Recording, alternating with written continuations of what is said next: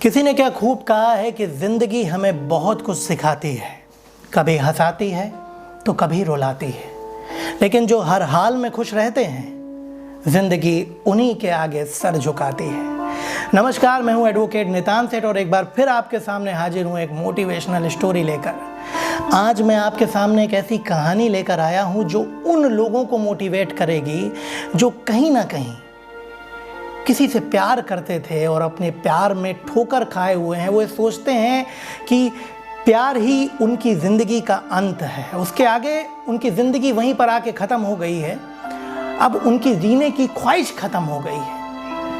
ये कहानी है उन्हें मोटिवेट करने के लिए। ये कहानी है रमेश नाम के एक लड़के की जो इंजीनियरिंग कॉलेज में पढ़ता था। बहुत खुश मिजाज लड़का था वो, खुद खुश रहता था, लोगों को हंसाता था, कॉलेज की जान था वो। लेकिन कुछ दिनों से कुछ ऐसा होता है, वो टेंशन में रहने लगता है, परेशान रहता है। कॉलेज में सब लोग पूछते हैं कि क्या हुआ, तुम क्यों परेशान हो, लेकिन वो किसी को नहीं बताता है, किसी से अपने दिल की बात शेयर नहीं करता है, हताश रहता है, परेशान रहता है। वहीं कॉलेज में एक सर भी होते हैं जिनसे वो सबसे ज़्यादा फ्रेंडली रहता है। वो भी उनसे पूछते हैं कि बेटा तुम मुझसे अपने दिल की बात शेयर करो, शायद मैं तुम्हारी कोई मदद कर सकूं। लेकिन वो उनसे भी कुछ नहीं बताता। तो वो बार बार उनसे यही पूछते हैं कि बेटा तुम मुझसे बात तो शेयर करो, क्योंकि अगर तुम तकलीफ़ में हो ना तो मैं तकलीफ़ में हूँ, तुम मुझे मानते हो ना, मेरे बेटे हो ना तुम मुझसे बात शेयर करो।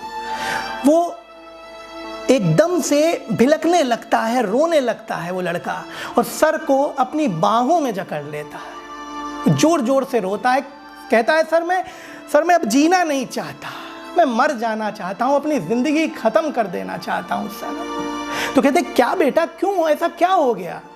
तो कहता है कि सर मैं एक लड़की से बेतहाशा मोहब्बत करता था, अपनी जान से ज़्यादा चाहता था उसे, उसने मुझे धोखा दे दिया सर, मुझे अकेला छोड़ के चली गई सर, वो मुझे अकेला करके चली गई। मैंने तो उसके बिना जीने का ख्वाब भी नहीं देखा था सर। अब मैं कैसे जीऊँगा, कैसे रहूँगा उसके बिना, क्या कुछ नहीं किया मैंने उसके लिए सर। बहुत ज़ोर ज़ोर से रोता है, चिल्लाता है, भिलकता है। तो सर कहते हैं कि बेटा अपने आंसुओं को रोको, रोना बंद करो, मैं तुम्हें कुछ दिखाना चाहता हूँ, तुम शाम को मेरे घर आना मुझसे मिलने, मैं तुम्हें कुछ दिखाना चाहता हूँ और आना ज़रूर। तो वो चला जाता है और शाम को सर के पास उनके घर जाता है उनसे मिलने के लिए।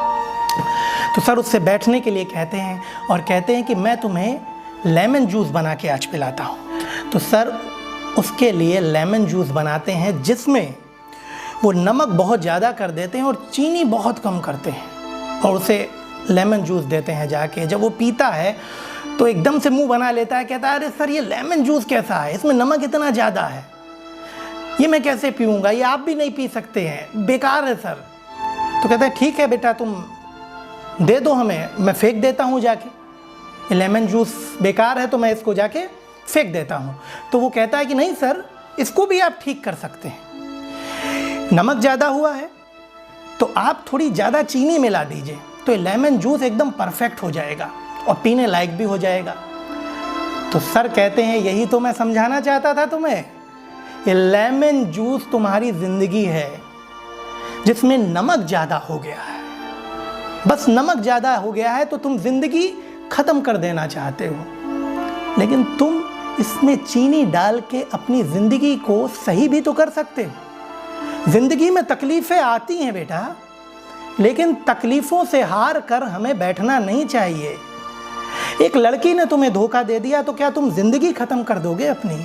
अरे उससे भी तो ज़्यादा प्यार करने वाले तुम्हें लोग हैं, तुम्हारी माँ है, तुम्हारे पिता हैं। अरे बेटा मैं हूँ, तुम्हारी ज़िंदगी ऊपर वाले का दिया एक हसीन तोहफ़ा है, किसी के आने या जाने से ज़िंदगी ख़त्म नहीं होती, और तुम्हें अपनी ज़िंदगी में मिठास लानी है। वो लड़की तुम्हारे काबिल ही नहीं थी, क्योंकि अगर वो काबिल होती तो इतने अच्छे लड़के को छोड़ती नहीं, तुम्हारे प्यार को समझती। ऊपर वाले ने तुम्हारे लिए और बेहतर सोचा है, तुम अपनी नमकीन ज़िंदगी में मिठास लाओ और ज़िंदगी को और अच्छा बनाओ। आप सभी को इसी के माध्यम से मैं यही सिखाना चाहता हूँ कि ज़िंदगी में कभी भी तकलीफ़ें आएँ, कुछ भी गलत हो तो हमें हार माननी नहीं चाहिए। ज़िंदगी में अगर कुछ बुरा हुआ है तो अच्छा भी होगा। इसी के साथ मैं लेता हूँ अलविदा आपसे। आज के लिए बस इतना ही। तब तक के लिए दीजिए हमें इजाज़त और अपना रखिए ख्याल। फिर मिलेंगे एक नई मोटिवेशनल स्टोरी के साथ।